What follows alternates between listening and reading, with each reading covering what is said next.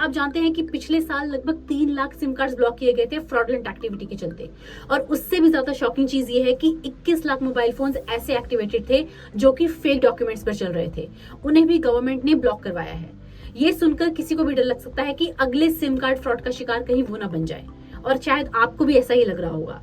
But अब घबराने की कोई बात नहीं है, क्योंकि telecom regulatory authority of India एक बहुत ही जबरदस्त न्यूज लेके आया है ऐसे सिम कार्ड फ्रॉड्स को प्रिवेंट करने के लिए। ट्राई का ये नया रूल मोबाइल नंबर पोर्टेबिलिटी से जुड़ा है, जो कि 1 जुलाई से लागू होने वाला है। ये आपके लिए अच्छी न्यूज क्यों है?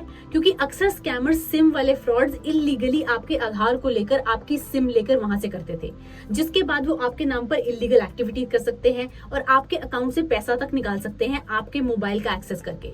तो इस रूल के लगने के बाद ये सब फ्रॉड्स बंद हो जाने वाले हैं, है ना गुड न्यूज। लेकिन रुकिए, इस नए रूल को जानने से पहले आपको कुछ बेसिक चीजें हैं जो हमेशा याद रखनी चाहिए सिम कार्ड फ्रॉड के केसेस में, और जो ट्राई भी हमें टाइम टू टाइम बताता रहता है। वो ये कि ट्राई किसी का भी सिम कार्ड डिस्कनेक्ट या ब्लॉक नहीं करता है, और ना ही ऐसे मैसेजेस या कॉल्स किसी को करता है अपनी तरफ से उनके सिम कार्ड के खराब होने के। और इसी के साथ साथ ट्राई की कोई भी ऐसी एजेंसी नहीं है जिसके थ्रू वो आपसे कनेक्ट करके आपको ये कहता है। ये कॉल्स अक्सर स्कैमर्स के होते हैं, जो आपसे आपकी इन्फॉर्मेशन लेकर आपके ही सिम की एक डुप्लीकेट सिम आपके ऑपरेटर से निकाल के फिर आपके नाम पर इलीगल एक्टिविटी कर सकते हैं। तो ट्राई का ये नया रेवोल्यूशनरी स्टेप क्या है, मैं बताती हूँ। इस नए रूल के अंदर अगर आप कोई नया सिम कार्ड या अपने पुराने सिम कार्ड का एक रिप्लेसमेंट लेते हैं, तो अगले 7 दिन तक आप उसे पोर्ट करके नए नेटवर्क पर नहीं जा सकते हैं।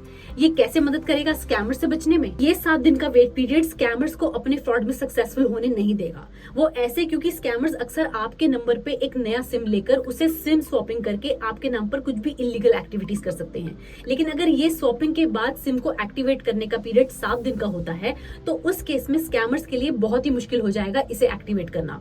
और इस बीच में आपको भी एक लंबा टाइम मिल जाएगा। अगर कोई भी ऐसी एक्टिविटी आपको दिखती है तो आप उसको तुरंत ही रोक सकें और उसकी रिपोर्ट कर सकें। कई लोगों के मन में ये डाउट हो सकता है कि ये नया मोबाइल पोर्टेबिलिटी का रूल कैसे उन्हें अफेक्ट करने वाला है।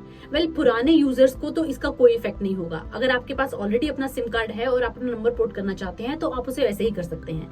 नए यूजर्स के लिए ये रूल लागू होता है कि 7 दिन के अंदर अंदर अगर आप अपनी सिम रिप्लेस कर रहे हैं या फिर नई सिम ली है तो उसे एक्टिवेट होने में 7 डेज लगेंगे।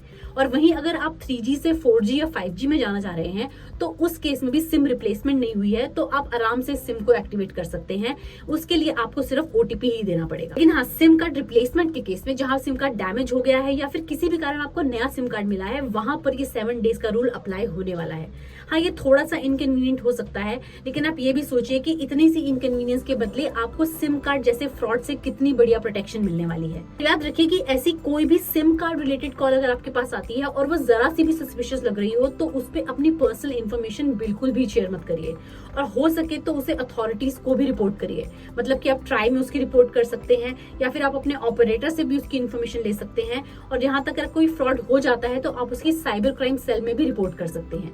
अगर आपके साथ ऐसा कोई एक्सपीरियंस ऑलरेडी हो चुका है तो उसे भी आप मेरे साथ कमेंट में जरूर शेयर करिए, ताकि हम बाकी लोगों तक इसकी अवेयरनेस पहुंचा सके और ऐसे फ्रॉड से बाकी लोगों को भी बचा सके।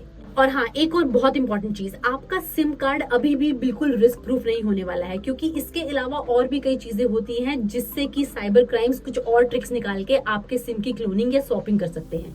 तो इसके लिए आपको अपने सिम कार्ड पर एक एक्स्ट्रा लेयर ऑफ सिक्योरिटी जरूर लगानी चाहिए, और उसको जानने के लिए अगर आप इंटरेस्टेड हैं तो ये नेक्स्ट वीडियो बिल्कुल भी मिस मत करिए, क्योंकि इस वीडियो में हमने यही डिस्कस किया है कि कैसे आप अपने सिम की सिक्योरिटी लेयर बना सकते हैं और वो क्या स्टेप्स हैं जिसको लगाकर आप बिल्कुल टेंशन फ्री होकर अपने मोबाइल को यूज कर सकते हैं।